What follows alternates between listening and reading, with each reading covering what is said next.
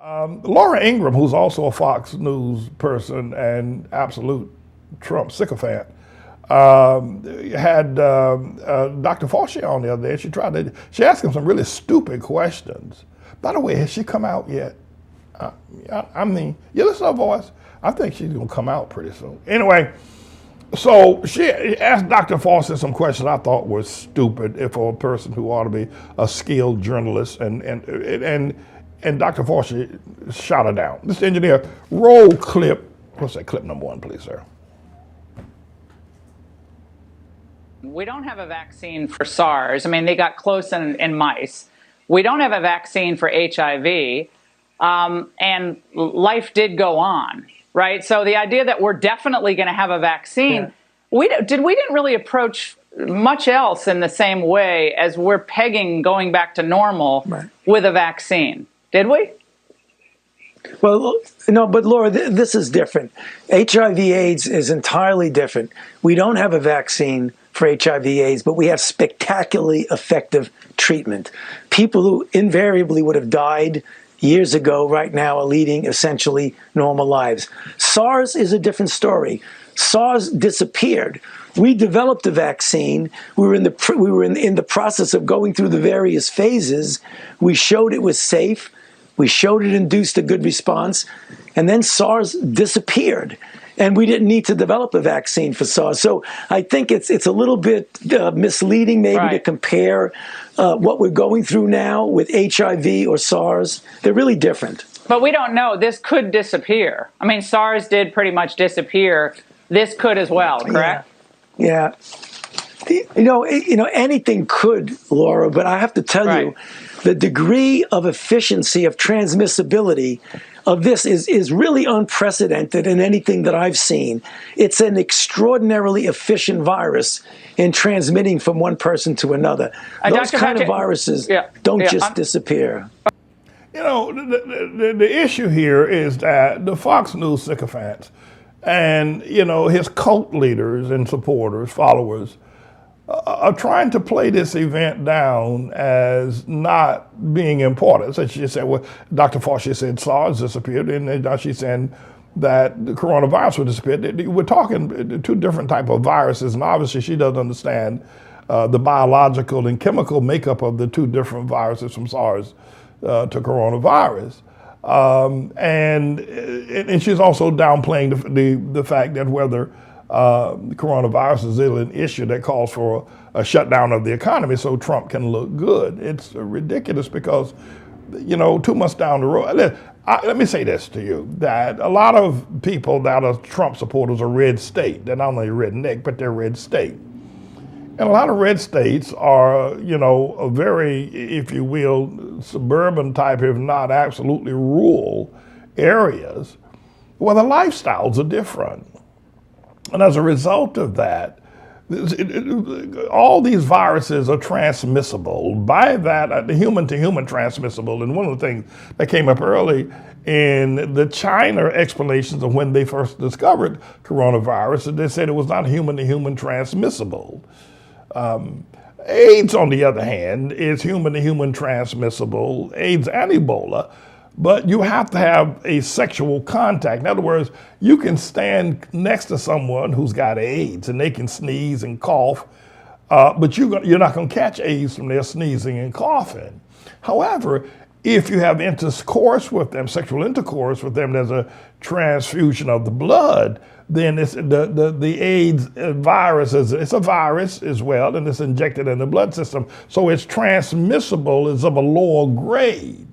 What Dr. Fauci was saying about coronavirus, that it is highly transmissible, that you could be standing 5 to 6 feet away from someone who could just speak, not sneeze or cough, but say, thank you. And the spittle or the droplets that comes out of their mouth can float over to you. Bam, you got coronavirus. That's how highly transmittable it is. So if it's that highly transmittable, it's human to human. I mean, you put people together, you know, somebody gonna get it. A whole lot of folk, you can, 5 to 6, 10 people can get it in a crowd of 20 people. So but here, what's happening in New York, in terms of all the cities in America, including Chicago, and in Los Angeles, New York is the tightest knitted urban area in America, except for city. Now, if you go to Beijing or you go to Hangzhou or you go to Peking, Shanghai, these are cities where people are stacked on top of one another, so the transmissibility of this disease is just imminent because people are always around one another. But if you go to some place like Tulsa, Oklahoma, or Casper, Wyoming, or, or someplace out in Sioux Falls, South Dakota, where people are not so packed upon one another, don't live close upon one another, the disease does not spread as rapidly. And I'll step out here and say this in prognostication, that the reason why you've not seen as many deaths in Los Angeles or in California as you've seen in New York is because it's a total different social, if you will, architectural design of Los Angeles. Los Angeles is spread out over miles and miles, and people live in actually detached houses in Los Angeles, so they don't live that close. So they live, if their houses are 6 feet apart from one another, it's less likely that the disease will be as easily transmittable. Now, of course, in the downtown areas of Los Angeles, you're going to have a few people in person-to-person contact, but out in Beverly Hills and in other places, that's why you don't see people that dying in Los Angeles, because it's more of a suburban city. Los Angeles is. New York, people live stacked on top of one another, jammed up in jelly tight. You can't move in New York unless you're stepping on top of somebody. It isn't like that in any other city. But I do believe that ultimately that you're going to have the transmissible disease of coronavirus moving through Los Angeles. And there's going to be, I think you're going to see another 5,000 people dying in California. Yeah, as you would, even though they've taken early measures, I will commend them for having taken early stay-at-home and quarantine efforts. It's eventually going to seep out, and you're going to have a large number of deaths in Los Angeles. You also have a large number of deaths in the suburban areas, where people live in detached houses, and one house is 30 feet apart from the other houses, Ohio, Indiana, Tennessee, Kentucky, Louisiana, Mississippi, Alabama, Arkansas. You're going to see over the summer, and if it dies down over the summer, it's going to come back in the winter with a bang. And you're going to see, you'll see at least 5,000 people dying in Florida. Even in the Panhandle, there are going to be a lot of deaths.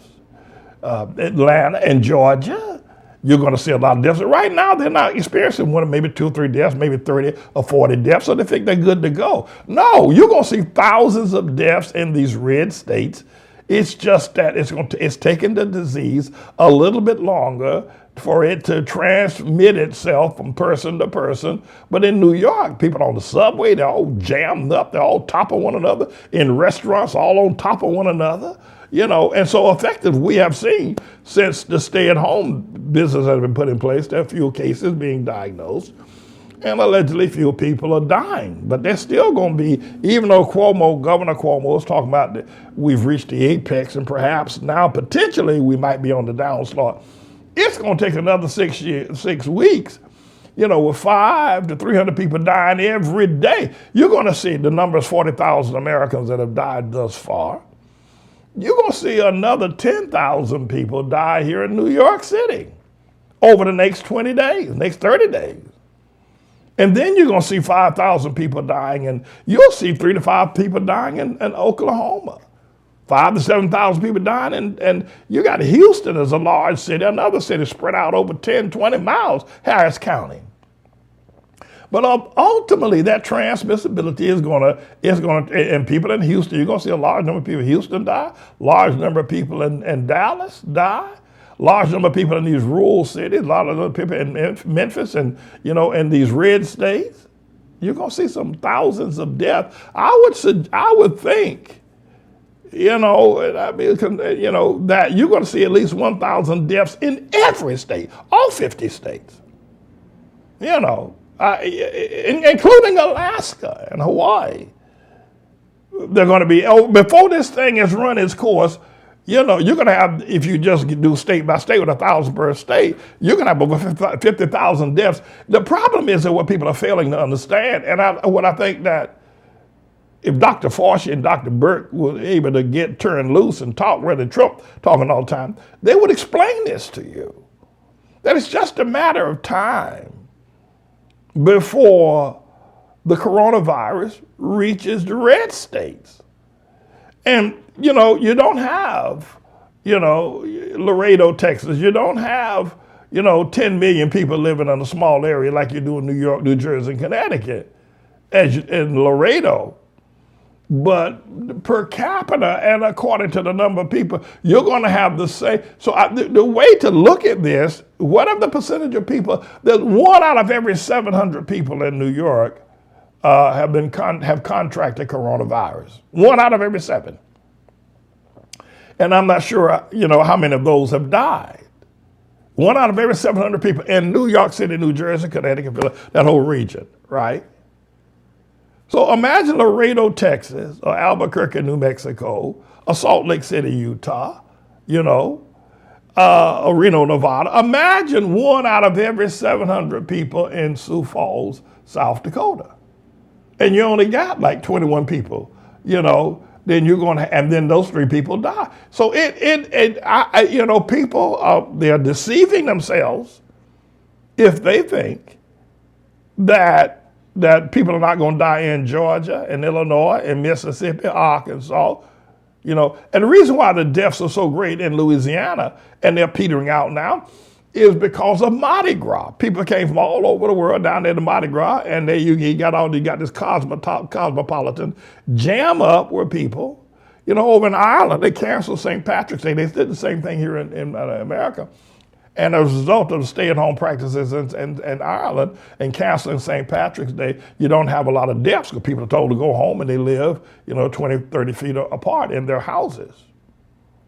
So it is ridiculous for Fox News to apprise their constituents or for Trump to let and Trump and states are probably thinking, well, the coronavirus, the fall edition of this, and it may die out to some degree during the summer months, the warmer months. These viruses tend to, be winter month events. And over the summer months, but every prognosticator and epidemiologist and virologist is saying it's going to come roaring back in the fall. And somebody as maniacal as Trump would probably think, well, by the 1st of November when the elections are had, it won't be that bad. And so I can probably ease back in again. That many people in the red states may not die. And he could be right about that.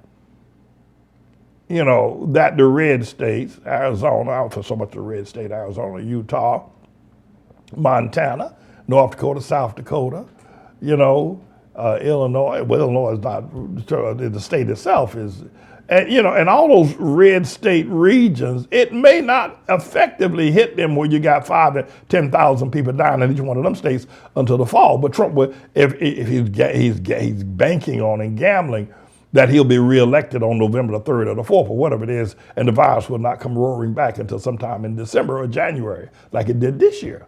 Actually didn't come roaring in this year, even though it was discovered in China, in Wuhan, back in December of last year. It didn't hit America until March, the end of February, March, and people started dying.